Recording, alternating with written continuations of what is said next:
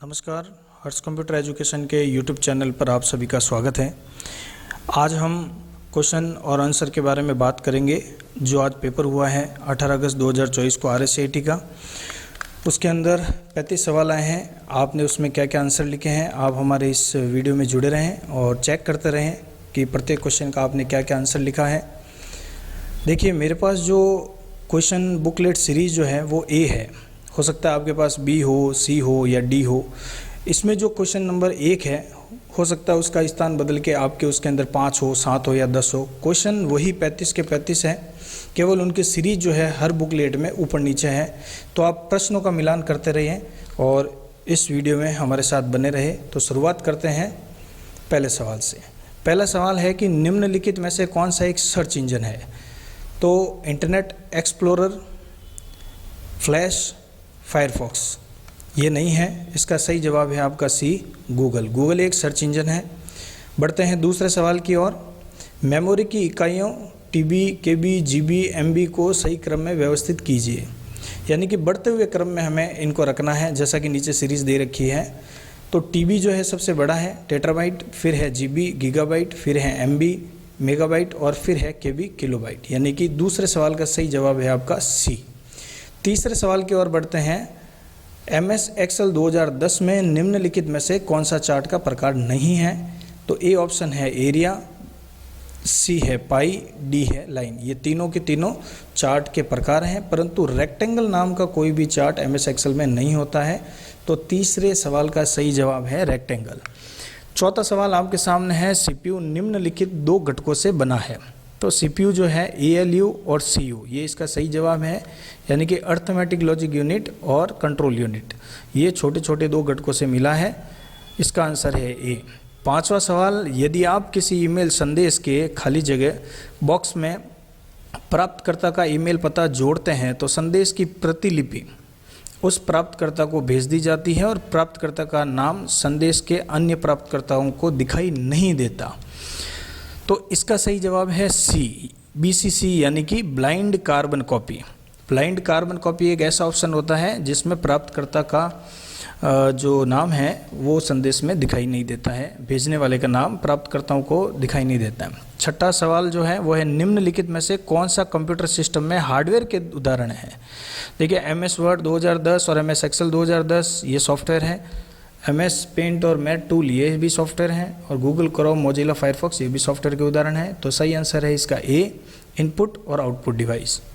ये जितने भी सवाल आपको ये करवाए जा रहे हैं, ये हमारे यहाँ पे तैयारी बैच या इम्पोर्टेंट जो भी वीडियोस हमारे यूट्यूब पे है उन पे आपको मिले होंगे। अगर आपने उनको वीडियो को पूरा देखा होगा, सही से समझा होगा और उन वीडियोज़ को एंड तक देखा होगा, तो ये सारे के सारे सवाल हमने उनमें कवर किए हैं। मोस्टली जो है लगभग आपको उनके आंसर ये एज इट इज़ क्वेश्चन भी आपको उसमें मिल जाएंगे। अगला सवाल जो है वो 7वां सवाल, ग्राफिकल चित्र जो किसी ऑब्जेक्ट जैसे फाइल, फोल्डर आदि का प्रतिनिधित्व करते हैं। Graphical pictures that represent an object like file, folder etcetera are. तो वो होते हैं आइकन। आइकन जो होते हैं वो ग्राफिकल फोटोज़ की तरह जो कि फाइल, फोल्डर का नेतृत्व करते हैं। तो 7वें का सही जवाब है C।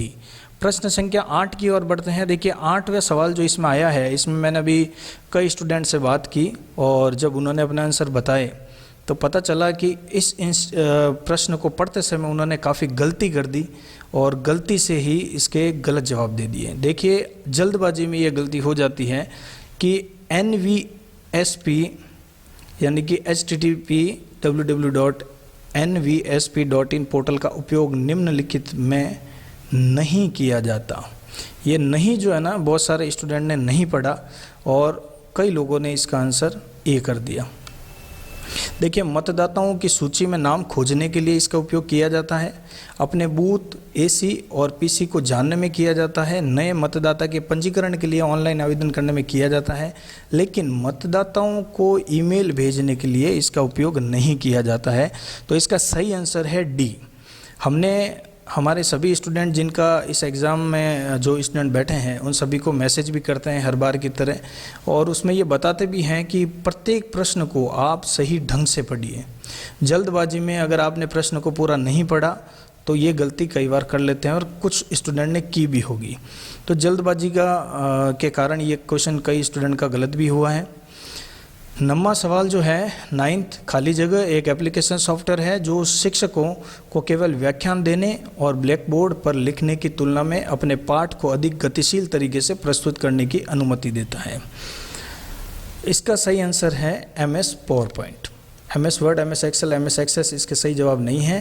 सी जो है MS पावरपॉइंट इसका सही जवाब है। 10वां सवाल है कंप्यूटर सिस्टम का प्रत्येक घटक या तो हार्डवेयर या सॉफ्टवेयर या CPU या एप्लीकेशन सॉफ्टवेयर या सिस्टम सॉफ्टवेयर या इनपुट डिवाइस या आउटपुट डिवाइस। इसका सही जवाब है ए, या तो वो हार्डवेयर होता है या फिर वो सॉफ्टवेयर होता है।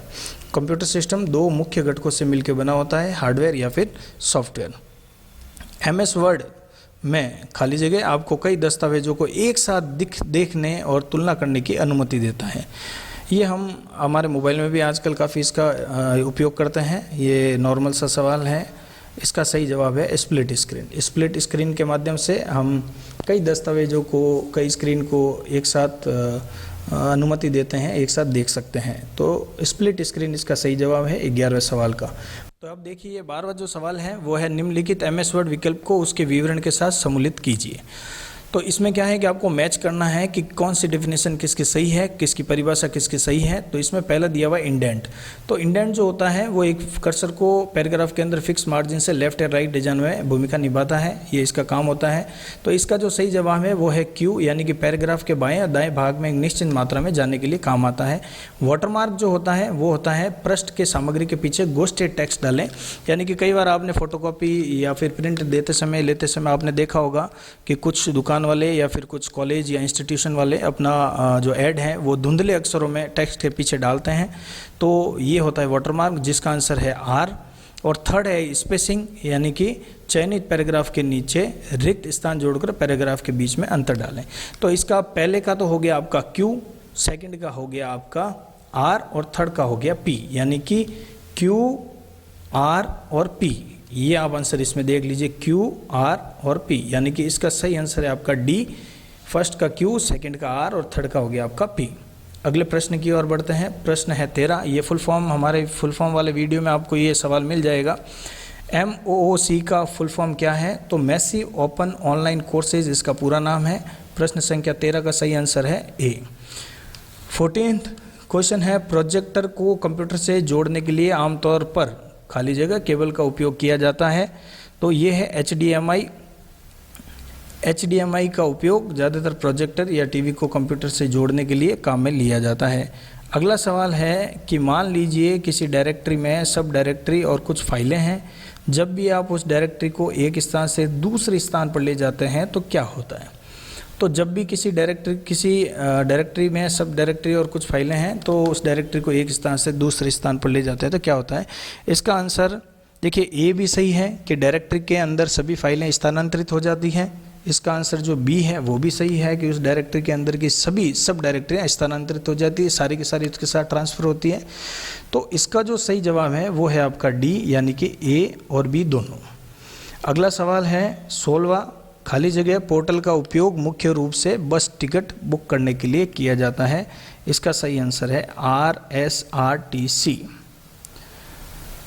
अगला सवाल 17। CD-ROM और CD-RW में क्या अंतर है? देखिए मैं हर एक विकल्प को ज़्यादा देर तक नहीं समझाऊंगा, क्योंकि ज़्यादा अगर मैं इस हर एक ऑप्शन को समझाने लगा तो वीडियो बहुत ज़्यादा लंबा हो जाएगा। और आपको अभी चाहिए कि कौन से क्वेश्चन का आपने आंसर लिखा है, इसलिए आप भी पेन और कॉपी लेके बैठे हैं तो जल्दी मेरे साथ टिक कर रहे हैं। तो मैं भी यही कोशिश कर रहा हूं कि आपको जल्दी स्क्रॉल करके उन प्रश्नों के सही उत्तर जल्दी बताएं। बाकी इनकी जो थ्योरी है वो हमारे काफ़ी वीडियो में आपको मिल जाएगी, हमारी तैयारी बैच में हम आपको बताते रहते हैं।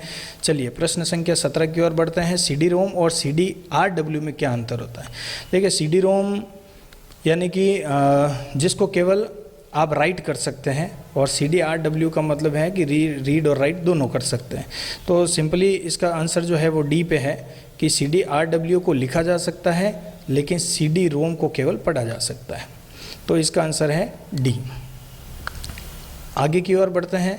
18वें सवाल की ओर कि विंडोज़ 10 में इंटरनेट एक्सप्लोरर को खाली जगह वेब ब्राउज़र में बदल दिया गया है, तो इसको माइक्रोसॉफ्ट एज के ब्राउज़र में बदल दिया गया है। विंडोज़ 10 में इंटरनेट एक्सप्लोरर को माइक्रोसॉफ्ट एज वेब ब्राउज़र में बदल दिया गया है। इसका आंसर है बी। 19वें सवाल की ओर बढ़ते हैं। निम्नलिखित में से कौन सी विंडोज़ यूटिलिटी अनावश्यक फाइलों को मिटा देती है? तो इसका सही आंसर है डिस्क क्लीनअप, यानी कि डिस्क क्लीनअप करने से जो कि है यूटिलिटी अनावश्यक फाइलों को मिटा देती है। सही आंसर 19वें का है बी। अब है प्रश्न संख्या 20, खाली जगह दुर्भावनापूर्ण सॉफ्टवेयर को नेटवर्क या इंटरनेट के माध्यम से आपके कंप्यूटर तक पहुंचने से रोकने में मदद कर सकता है। तो इसका सही आंसर है आपका फायरवॉल। फायरवॉल जो है, फायरवॉल का यही कार्य होता है। 20वें का आंसर है ए, फायरवॉल। 21वां सवाल, वर्तमान में विंडोज़ 10 में निम्नलिखित में से कौन सा आइकन पृष्ठभूमि में चल रहे प्रोग्राम रखता है? यानी कि वर्तमान में विंडोज़ 10 में निम्नलिखित में से कौन सा आइकन पृष्ठभूमि में चल रहे प्रोग्राम को रखता है? तो इसका सही आंसर है आपका ए, सिस्टम ट्रे। सिस्टम ट्रे एक ऐसा ऑप्शन है जो आपके पृष्ठभूमि में जो भी कार्यक्रम चल रहे हैं उसके आइकन वगैरह रखता है। 22वें सवाल की ओर बढ़ते हैं। निम्नलिखित में से कौन सा आपके कंप्यूटर सिस्टम के लिए दुर्भावनापूर्ण है? तो ये तो सिंपल सा सवाल है, आप सुनते रहते हैं। इसका आंसर है वायरस, क्योंकि वायरस जो है आपके कंप्यूटर मोबाइल के लिए हानिकारक होता है, दुर्भावनापूर्ण होता है। 23वां सवाल, विंडोज़ 10 में एक विंडो को मैक्सिमाइज करने का क्या अर्थ है? मिनिमाइज, मैक्सिमाइज, क्लोज, ये सिंपल सी चीज़ और सिंपल से ऑप्शन है ये। इसका सही जवाब है कि इसे डेस्कटॉप पर फिट करने के लिए विस्तारित करना, यानी कि 23वें सवाल का सही जवाब है आपका बी। अब देखिए आगे की ओर बढ़ते हैं। प्रश्न संख्या 24, ईमेल की खामी क्या हो सकती है? तो ईमेल को उपयोगकर्ता तक भौतिक रूप से पहुंचाने की आवश्यकता होती है? नहीं, ये खामी नहीं है। ईमेल कंप्यूटर को संक्रमित करते हैं? हाँ, बिल्कुल ये हो सकता है। ईमेल भेजना बहुत महंगा है? नहीं, ईमेल लोड होने में धीमा है। तो इसका सही आंसर है आपका बी, ईमेल कंप्यूटर को संक्रमित करते हैं। तो प्रश्न संख्या 24 का सही आंसर है बी, ईमेल कंप्यूटर को संक्रमित करते हैं। अगला सवाल है 25वां, किसी ऑब्जेक्ट की प्रॉपर्टीज़ तक पहुंचने के लिए माउस की किस तकनीकी का उपयोग होता है? किसी भी ऑब्जेक्ट की प्रॉपर्टी को अगर आपको चेक करना हो तो वहां जाके आपको राइट क्लिक करना पड़ता है। तो इसका सही जवाब है बी, राइट क्लिकिंग। 26वां सवाल, खाली जगह मोबाइल ऑपरेटिंग सिस्टम का उदाहरण नहीं है। देखिए Android operating, Windows phone, Apple iPhone, ये सारे के सारे हैं। इसका सही जवाब है डी, गूगल जेमिनी। 27वां सवाल, कोई दस्तावेज मुद्रित होने से पहले कैसा दिखेगा, यानी कि प्रिंट होने से पहले कैसा दिखेगा, ये जांचने के लिए किस कमांड का उपयोग किया जाता है? तो ये है प्रिंट प्रीव्यू। प्रिंट प्रीव्यू से आप देख सकते हैं प्रिंट से पहले कि आपका जो पेपर है वो कैसे प्रिंट होगा, टेक्स्ट कैसे प्रिंट होगा, पेपर कैसा दिखेगा, वगैरह वगैरह। 28वां, डिजिटल हस्ताक्षर किसे प्रमाणिकता प्रदान नहीं कर सकते हैं? तो पीडीएफ, ईमेल संदेश, वर्ड प्रोसेसिंग, दस्तावेज, यानी कि इसका सही जवाब है दस्तावेज की हार्ड कॉपी प्रोवाइड नहीं कर सकते, प्रमाणिकता प्रदान नहीं कर सकते। तो 28वें का सही जवाब है दस्तावेज की हार्ड कॉपी, यानी कि डी। 29वां सवाल है, निम्नलिखित में से किसी उपयोगकर्ता द्वारा इंटरनेट का उपयोग करने से पहले इसकी आवश्यकता होती है? यानी कि इंटरनेट सेवा, यानी कि आईएसपी की आवश्यकता होती है, इंटरनेट सर्विस प्रोवाइडर की, फिर मॉडेम की आवश्यकता होती है, विदाउट मॉडेम आप यूज़ नहीं कर सकते, और वेब ब्राउज़र की भी आवश्यकता होती है। तो इसका सही जवाब है डी, सभी 1, 2 और 3 ऑप्शन इसके सही हैं। प्रश्न संख्या 30, किसी दस्तावेज में एक नया पैराग्राफ दर्ज करने के लिए एंटर बटन का इस्तेमाल किया जाता है। आप जैसे एंटर बटन करते हैं तो कर्सर नीचे आ जाता है, आप कोई भी नया पैराग्राफ उसमें ऐड कर सकते हैं, लिख सकते हैं, टाइप कर सकते हैं। तो 30वें का सही जवाब है डी, एंटर। जीमेल में कंपोज पर क्लिक करके आप प्राप्त ईमेल देख सकते हैं, आप एक ईमेल संदेश लिख सकते हैं, आप दुर्भावनापूर्ण ईमेल देख सकते हैं, आप भेजे गए ईमेल देख सकते हैं। इसका सही जवाब है आपका बी, कंपोज का मतलब होता है कि आप एक ईमेल संदेश लिख सकते हैं। अगला सवाल है प्रश्न संख्या 32, जब कॉलम जानकारी प्रदर्शित करने के लिए पर्याप्त बड़ा नहीं होता है तो निम्नलिखित में से एमएस एक्सेल द्वारा क्या प्रदर्शित किया जाता है? तो इसका सही आंसर है ए, हैश करके उस सेल के अंदर इस प्रकार से आपको दिखाई देगा। तो प्रश्न 32 का सही आंसर है ए। 33वां सवाल, सुरक्षित वेबसाइट से संबंधित कथनों पर विचार कीजिए। इसके वेब पते की शुरुआत में हमेशा HTTP होता है। इनमें ब्राउज़र विंडो फ्रेम में हमेशा एक पैडलॉक साइन होता है। इनमें हमेशा .com डोमेन होता है। तो .com डोमेन होने की आवश्यकता नहीं है। पहले के फर्स्ट और सेकंड आंसर इसके सही हैं। तो इसका जो आंसर सही होगा वो होगा सी, केवल एक व दो। प्रश्न संख्या 34, MS PowerPoint 2010 में यदि आप प्रेजेंटेशन को समाप्त करना चाहते हैं तो आपको दबाना होगा। यानी कि अगर आप प्रेजेंटेशन बंद करना चाहते हैं, समाप्त करना चाहते हैं, तो फिर एस्केप बटन से आप इसको समाप्त कर सकते हैं। 35वां सवाल, निम्नलिखित में से वर्तमान या सक्रिय विंडो को बंद करने के लिए किस शॉर्टकट कुंजी का इस्तेमाल किया जाता है? तो इसका सही आंसर है आपका Alt+F4। तो ये थे RSCET 18 अगस्त 2024 यानी कि आज जो पेपर हुआ उसके क्वेश्चन और आंसर। उम्मीद करता हूँ कि आप लोगों को ये वीडियो पसंद आया होगा और आप कमेंट में ज़रूर बताएं कि आप लोगों के कितने प्रश्न सही हुए हैं। और ये जितने भी सवाल वगैरह हैं लगभग हमारे जो YouTube चैनल पर इम्पोर्टेंट वीडियोस हैं RSCET के कंप्यूटर से संबंधित, उसमें सब में ये क्वेश्चन मिल जाएंगे। लगभग वो सारे सवाल इसमें आए हैं। तो उम्मीद करता हूँ कि आप सभी ने प्रश्नों के उत्तर सही से दिए होंगे। ईश्वर से प्रार्थना है कि आप सभी अच्छे अंकों से पास हो। धन्यवाद।